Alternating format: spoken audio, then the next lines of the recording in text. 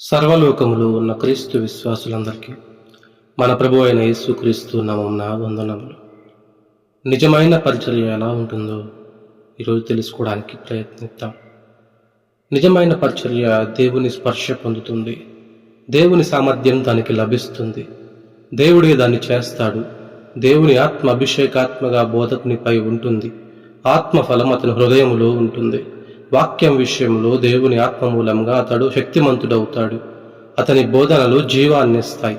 ఒక ఓటలో నుండి నీరు ఊరినట్టు జీవం ఊరుతుంది. పునరుద్ధానములో జీవం కలిగినట్లు, వసంతకాలంలో జీవం వికసించినట్లు, కాయలు కాసే కాలంలో జీవం ఫలించినట్టు అతని మూలంగా జీవం కలుగుతుంది.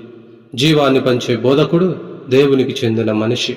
అతని హృదయం దేవుని పట్ల తృష్ణగొని ఉంది. అతని ఆత్మ ఎడతెగగా దేవుడిని వెంబడిస్తూ ఉంటుంది.